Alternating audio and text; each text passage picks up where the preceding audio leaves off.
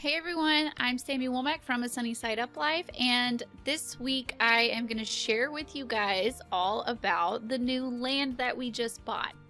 I'm so excited. Last week we bought 18 acres in East Texas, and I shared about it on my Instagram, and then I asked you guys if you had any questions, and I have, I think, 20 really great questions, so I am going to answer them. If there are any questions that you have about the land or the money or anything at all, feel free to do so in the comments below. Also, don't forget to hit the like button on this video and subscribe to my channel while you are here. All right, so I am gonna share with you guys all of the money figures. We're already 40,000 over what we wanted to spend. I'm gonna show you some inspiration pieces and let you in on all of the other details, so stick around till the end.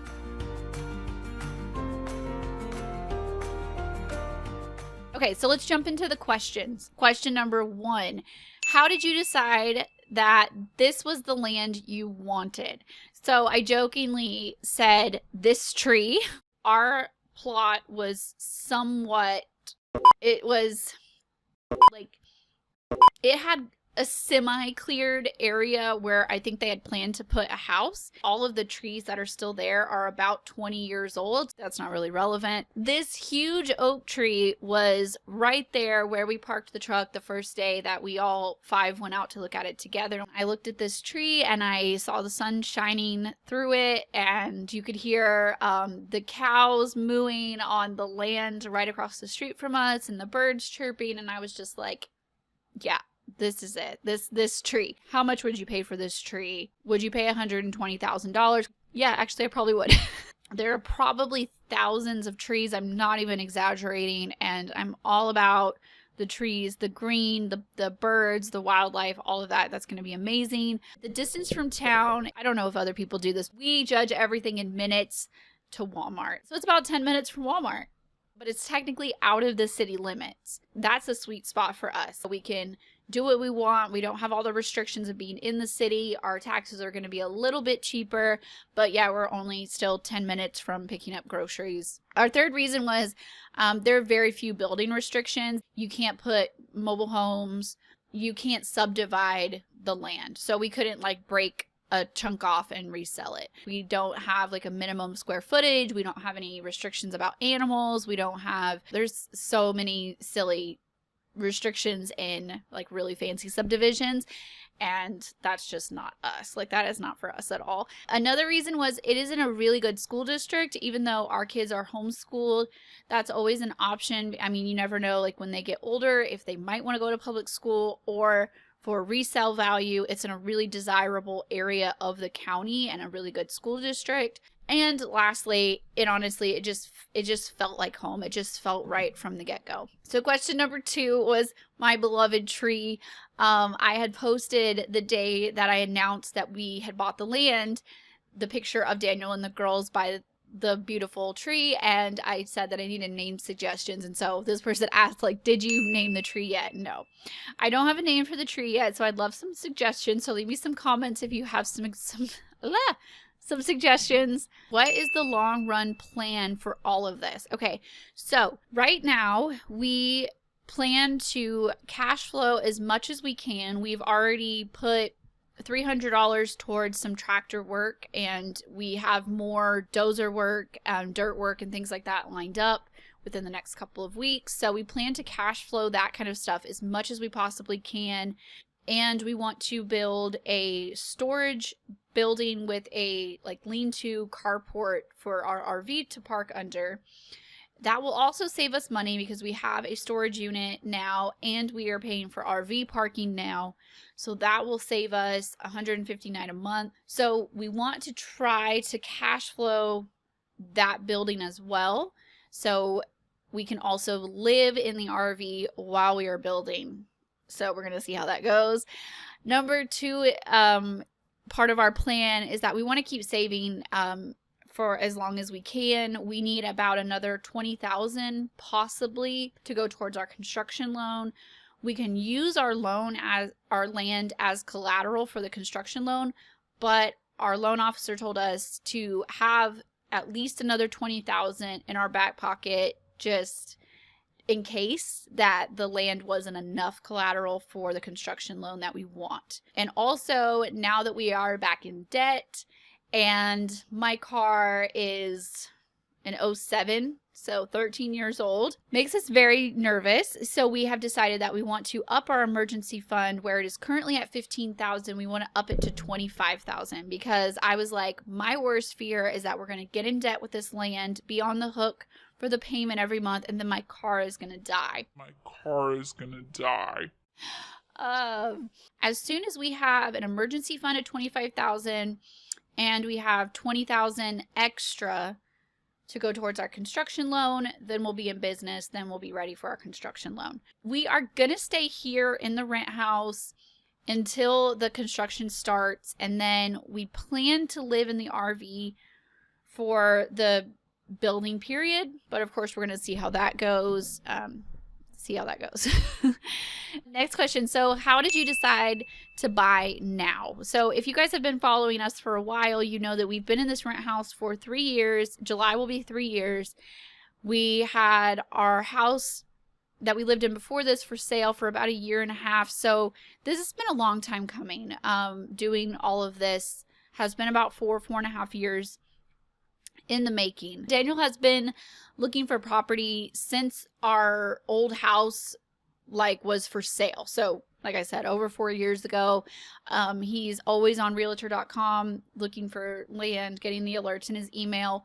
We actually have put in offers on 2 other pieces of land that I didn't share about because they ended up falling through. The first piece we ended up backing out before we could even give the seller any earnest money at all. It just turned into it just felt really icky, and it just didn't feel like a good deal at all. So we backed out. The other deal, we just got outbid. The other person was paying the asking price and they were paying all cash. And then there was a third piece of land that we couldn't live in the RV.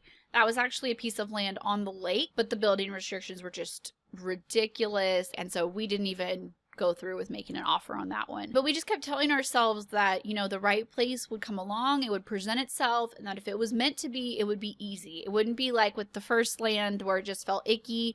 It wouldn't be with the second land where we got outbid. It wouldn't be with the third land where the building restrictions didn't allow us to live in our camper or have ducks or chickens. And that it would feel right. So that's what we went with. We went with that gut intuition feeling. So this question is, I'd like to know how you decided on the location. So we're staying in the same county. Our county is actually pretty big. We're basically just going to the north end of the county, and it's about a 10 or 15 minute drive from where we are now. So we knew that we wanted to stay in the county. So the location was easy for us. All our family is here, both sides, mine and his. So we're good. So what is your actual budget for the house? Our original goal was to stay around $350,000. This was also about 4 years ago. So let's add a little inflation to that. We were really scared to go into debt to that. We're flexible on that goal. It might go up to 400. We will see. Our original plan was to stay around 80,000 for our land. We planned to buy 5 to 10 acres, and we ended up buying 18. So obviously we're already 40,000 over what we wanted to spend. Classic Daniel and Sami. So we have spent 120 on the land. We want to spend about 40 or 50 on a nice in-ground pool. Then we want to stay around 1,600 square feet for our house, maximum 2,000 square feet. So roughly estimated $100 a square foot, 160,000 for a house, all the way up to 200,000. Would be kind of the goal. And then there's going to be miscellaneous stuff. There's going to be our exterior building that I talked about with our RV parking. That's going to be at least 15,000. We're going to try to cash flow it. We're going to see how that goes. We also want an asphalt driveway. We're going to see how it goes. It sounds reasonable to stay around 350, 400 at the max. So that's where we're gonna aim. This person asked, are you going to DIY or hire contractors? So we are going to hire. We have a contractor in mind. He is highly recommended by a lot of people we know. So we want to go with him. Plus, my dad was a contractor while I was growing up. My dad actually passed away when I was 20. So unfortunately, he won't be able to build our house for us. That was originally my dream, but I did learn a lot growing up around contracting and building houses. He built custom houses and spec houses. So I have done all the things. I've laid tile, I have ran the wire, I've painted, I've done drywall, I've picked up shingles, I've done the shopping, I've ordered lumber. I've done all the things. What else will it be used for besides the house? Great question. So this is going to be our East Texas paradise, you guys. We are going to have the storage. We are going to have the covered spot for the boat, the covered spot for the RV. Where our driveway is, there's a natural dip.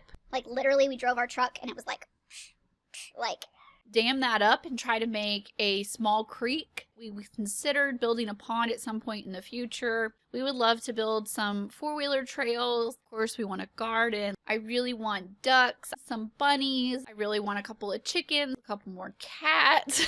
I want to feed the squirrels and feed the birds. Whatever you can picture in an East Texas paradise, it will be there. This question is it all flat? So it's semi-flat. We're not in like Colorado, we don't have like mountains and stuff. But it's semi-flat, yeah. But it is not pasture land, literally thousands of trees. Just where we want to build the house, we're going to have to remove probably 30 to 40 trees.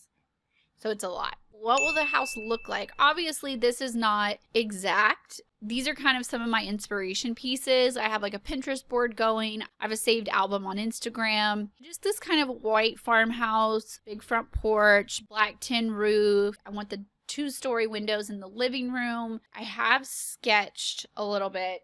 Do I have it here? Oh, that's June's. I have sketched a little bit. It's super messy and not perfect at all. But I really think that we can get the 4 bedrooms, 2.5 baths, and the office all in under 2,000 square feet. This person asks, pool. Yes, in-ground pool, something simple, pretty cheap, but yes, pool. I will go over budget to get a pool. I'm not gonna apologize. We hope to start building around April of 2021. Our banker told us, he has worked with this contractor before. He told us to expect 3 to 6 months depending on rain and, you know, things like that. Are you planning on paying off the land in full before you start building and cash flowing? No. I would love to in a perfect world, but it would take a really long time, and we're paying for rent now, we're paying for storage now, we're paying for RV parking now. And no. So this person asked, I'd like to know about the financing, the lender. I had a hard time finding a lender for land. I actually got this question DM'd a lot. We didn't have any trouble. We went with a local bank. We did 10% down. Maybe try Googling suggestions for banks that offer agriculture or land loans. How much interest are you paying on your loan? Ours is 4.5%. We were pretty happy with that. 4.5% isn't bad at all. Are you renting the place you live in now? Yes, we have been renting this tiny house for almost 3 years, like I said, so we could save.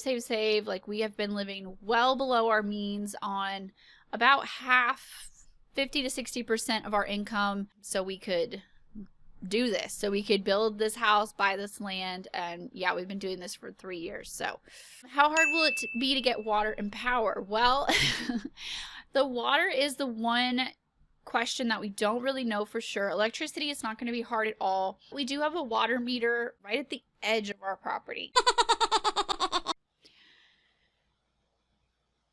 So we were told that it wouldn't be hard, but then we were told by someone else that the water company was overwhelmed with orders because, like I said, it's a great school district. It's a very up-and-coming area of the county. We might have to just put a well in. We shall see. I love this question. How excited are the girls? They are so excited. June, like I just showed you on the clipboard, already has things drawn. She's already built our house on Minecraft. She already knows what her room is going to look like. The little two are a little sad because they don't want to have their own rooms. They actually are really sad and are considering sharing a room, even though we're going to have 4 bedrooms.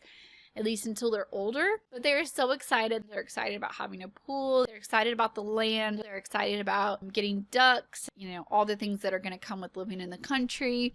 And so they are super, super excited. This was a very long video. I hope that I answered all of your questions. If you have any questions that I didn't answer, leave them in the comments below. Also, let me know if you guys would like to see like a vlog style of like as we're going through this. Let me know in the comments if you would be interested in watching that, and I can totally do that. All right, that is all for me this week. I will talk to you guys next week. Bye, guys.